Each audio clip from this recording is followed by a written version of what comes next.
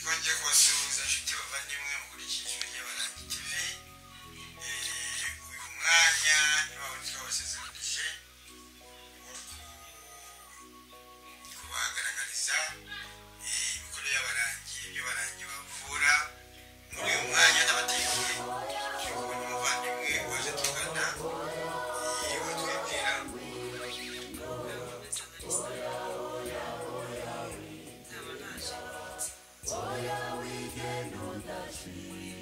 akagari ka Nzove umudugudu wa Bwiza umurenge wa Kanyinya. Batuye mfite umugabo n'abana bane.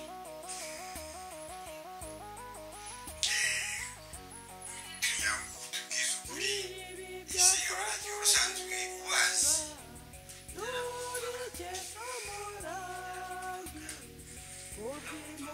ibintu byinshi bitandukanye bakorana n'imyuka mibi, basenga inzoka, ariko nyine nzakomeza gukurikirana kuri YouTube kugira amatsiko bageraho.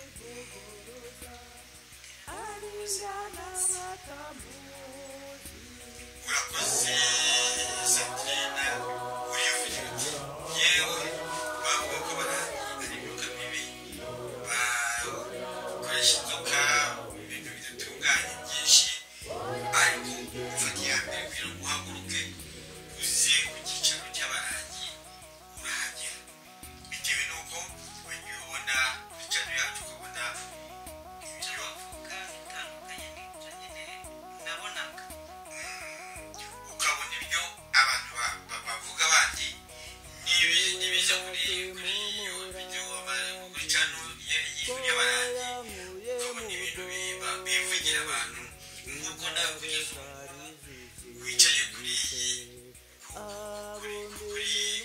televiziyo ikorera kuri murandasi, ukaba ugiye kwiyemeza ukavuga uti yewe ibintu nabonye mu barangi byanatumye ngira amatsiko yo kuza mu barangi, nasanze ya myuka ntayihari, nasanze nta nzoka ntazihari, wabyemeza abantu babihagazeho bati ndetse bakuye ibi bintu wabamara amatsiko yayo.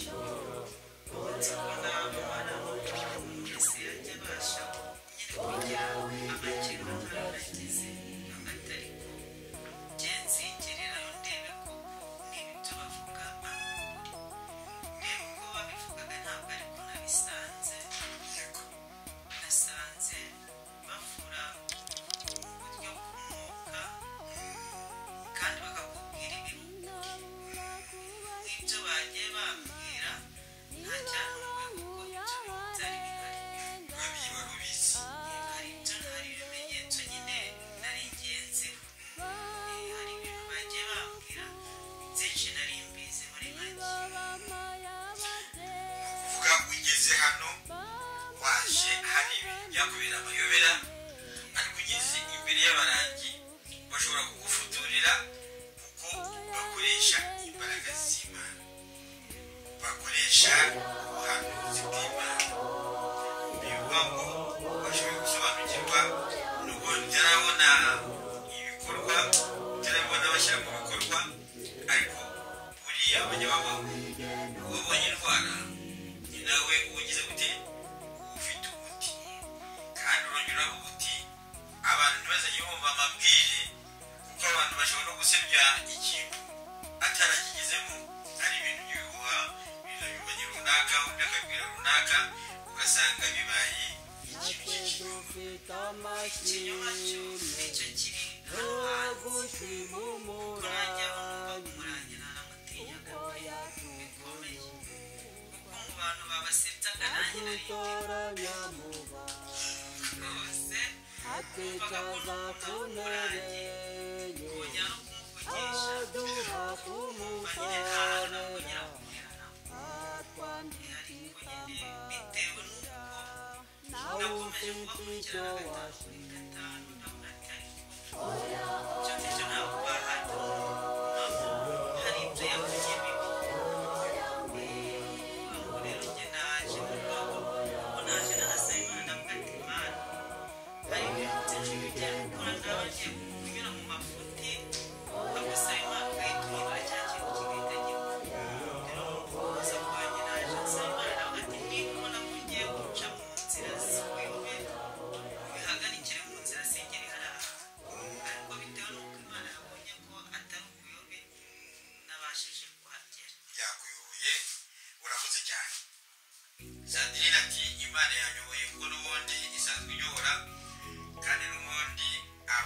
n'abamarayika b'Imana batubwira ko buri muntu wese Imana yamuhaye marayika.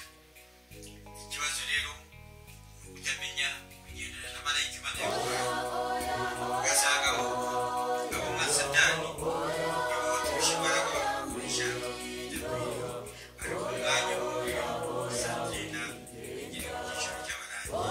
Imikorere yayo ikintu gishigaje ni iki? Utegereje ibyo bakubwiye ariko nawe hari ibyo bagusabye. Ese baba bagusabye iki kugira ngo abamarayika w'Imana yaguhaye bagukorere ibyo Imana yakugeneye? icyo bansabye nyine abantu benshi bazi ko ibi byose mureba bazi ko umusaba tubikesha icyo bansabye nta umurava gitambo bansabye ubw'impuhwe bansabye n'imbabazi ubutungane bansabye sinabura kuganira umuntu wese yampaye umuryango mugari itagira icyaha kabana nawe uri kandi ubundi rero twakomeye ubuyobozi yavuze ntibivuga si ubuzima busanga buri wese aharanira kudakora icyaha kuko bituviriye umuntu akakisangamo ariko utekereza nabi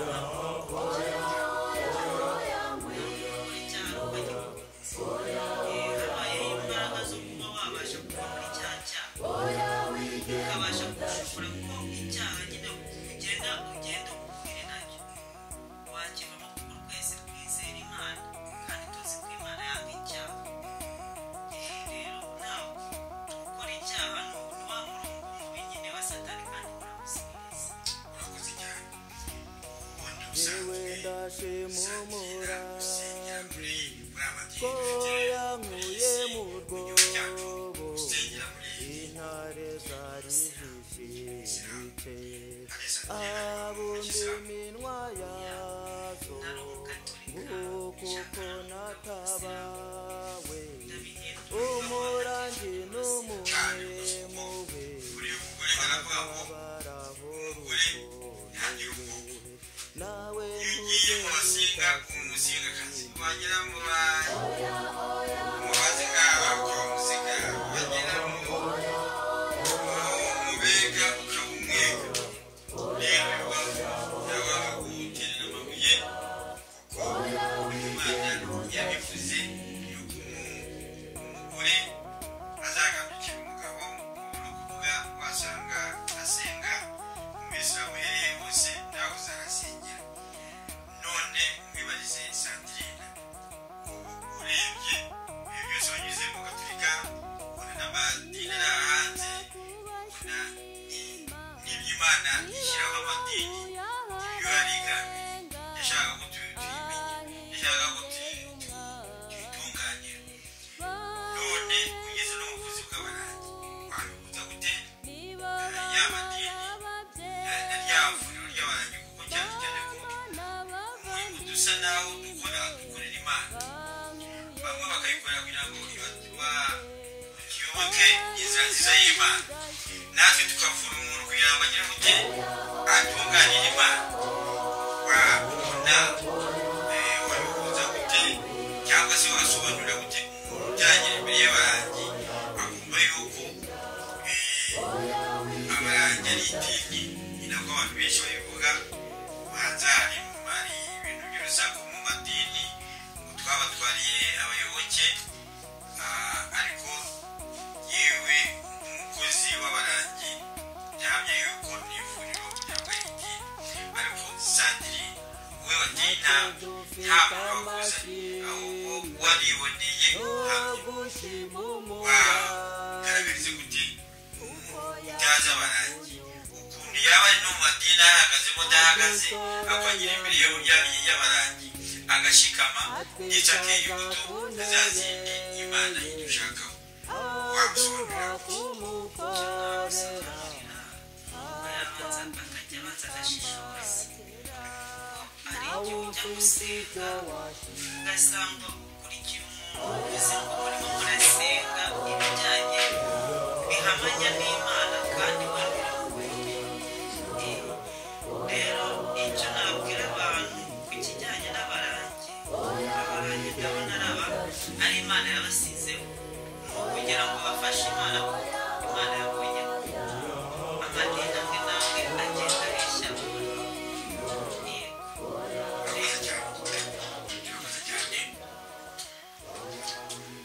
ikindi kibazo nakubaza ese wakuye izihe mbaraga haba mu byakuzanye haba no mu myemerere imbere y'Imana? imbaraga makuye ubundi gukora ikibi cyo najyaga nsaba n'Imana ngo incishe kubera nacyo. Imbaraga makuye ni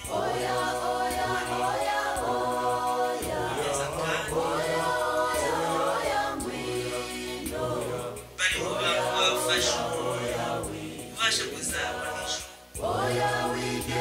kubera ko niba ibyaha byose twemera muri Bibiliya umuntu abasha kubyirinda, nabo bakaba bagufasha kugira ngo ubyirinde. Icyo kintu niryo shuri makuye kandi ndakeka nzabikomeza. Urakoze cyane kugiye ndabona abarangi bakubwira gukora icyiza kandi n'ubundi icyo umuntu aharanira ndetse no mu madini niko batubwira buri munsi batubwira yuko tugomba kuyoboka Imana n'imbaraga zayo n'ibyiza byayo. Ariko turavuga ngo uravuze ngo hari ahantu ushobora kugerwa kugira kandi kuko biravugwa ahangaha bakubwira ko harimo n'amadini bakorera Satani, imbaraga za Satani ndetse n'ibikubera abantu babayobera ukibaza uti ese konzi ko nasigaga mu idini nyakuri ariko njya kumva ikoresha imbaraga za Satani. Ibyo bintu bigiye bitangira kuba amayobera. Bivuga ngo uramutse kugeza imbere y'abarangi kandi n'ibyo ngibyo biravugwa kandi biriho. Ese ubona hari ukuntu abantu bari muri ayo madini baje imbere y'umurangi bashobora gusobanukirwa ugafatikira kuko nawe aricyo wakuye?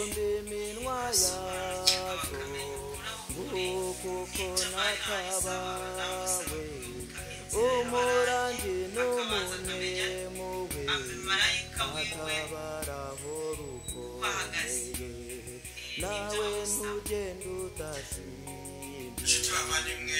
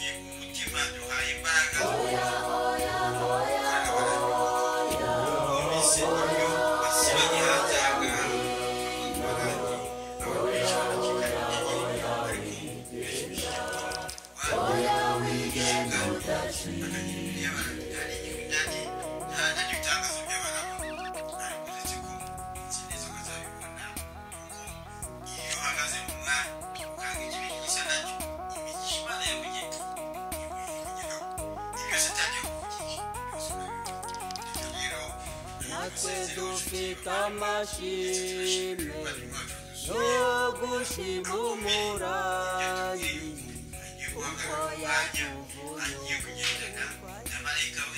adutoranya mu bantu atwicaza ku ntebe ye aduha kumukorera atwandikira